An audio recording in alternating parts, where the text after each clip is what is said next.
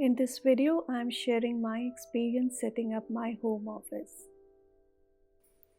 I divided this video in 5 segments to paint the picture of this journey of setting up my workspace.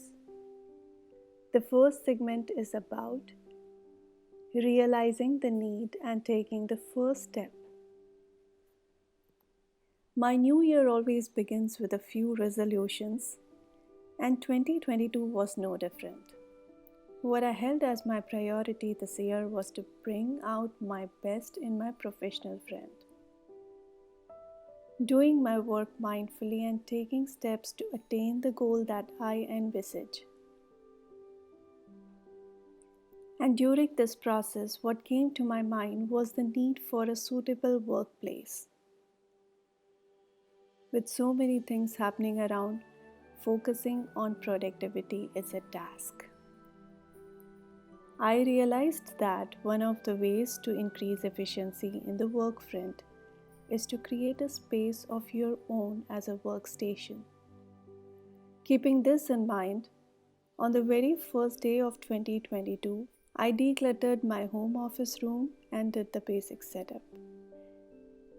I was happy about it, and so I even shared a short video on my social media. But for how long I would keep up with this was the question.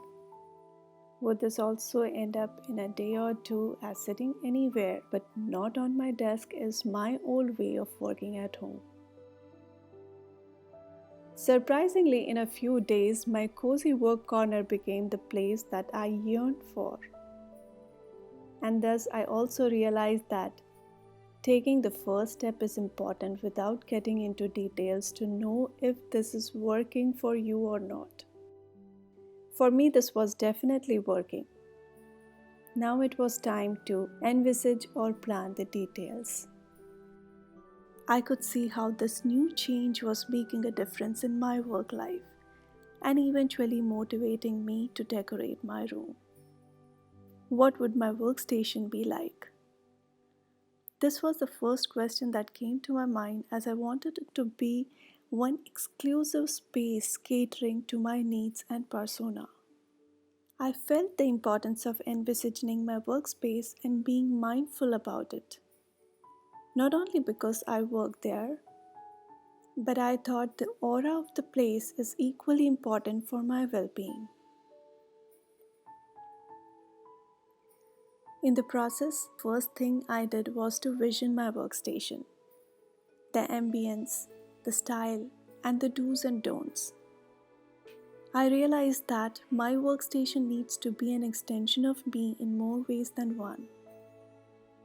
My room, like my work, should have a presence of creativity, learning, spirituality, discipline, and comfort at the same time. When I am in my space, these are the feelings that I want to be surrounded with. I want to feel inspired, happy, and peaceful from within as much as from outside. As having the right state of mind in whatever you do is the key to happiness and success. So, envisioning my home office was the key to create and settle at a space that helps me evolve as an individual every single day. With that, next came to my mind was to do this project within budget. Arranging a workspace at home is all fine, but one of the quintessential aspects of it is budgeting. After I visioned how my home workstation was going to be, my mind tiptoed to find ways to make it happen. I'm a shopaholic, but this year I reckon it's going to be a bit different. My love for shopping often blinds me, and I end up buying stuff that I already have at home, lying ideally in my storage. For my workstation, the first thing I decided to check what was available already. I started scavenging in my storage space, and voila! I picked up a couple of things: a bookshelf, coffee table, and corkboard. Because I already knew how I wanted to decorate my room, I knew the items that I would need. And that's how 3 out of 5 got checked from my shopping list. Later, I went to buy 2 more things from the list, a planter and easel, which cost me $50. That's all I spent, rest everything I already had, and it was just a matter of arranging them at the right corner and space.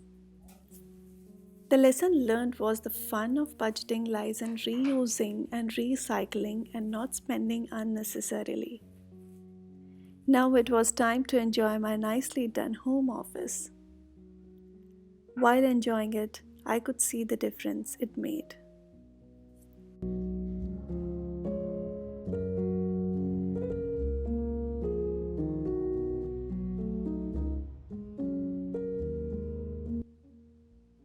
Some changes in life, some constructive mindful decisions always bring along some stark revelations.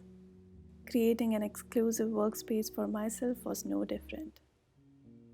After organizing and setting up my home office, I noticed that my dining space remains tidy.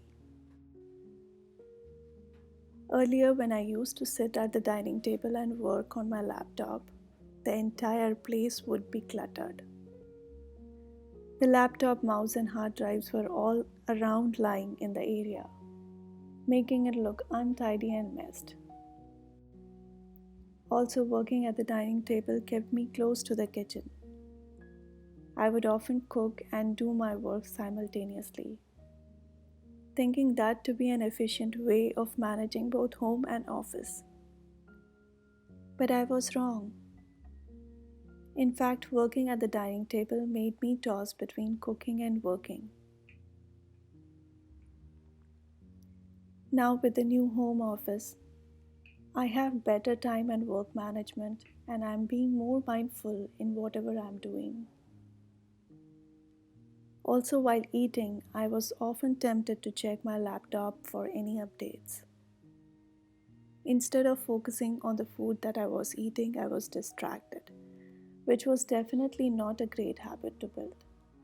Working in the dining area also gives family members the impression that you are always dedicated to the kitchen, and somewhere the importance of your office work takes a backseat. Lesson learned: a slight change in your patterns is a revelation for not only you, but also people around you. So imbibe a change for a better and balanced tomorrow. I'm happy with this change I made. Let me show you my home office room.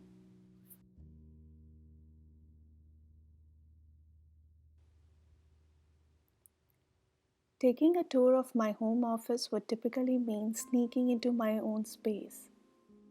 It is nothing fancy or elaborate, but every little speck of it is a shadow of my personality as a whole.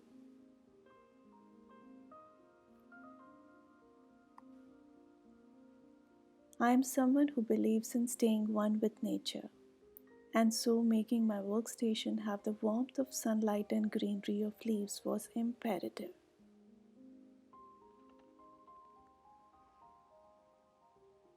I chose to get a planter and have a banana tree around me. I put the tree exactly at a place where I get sunlight. It shines bright, leading positivity to the space.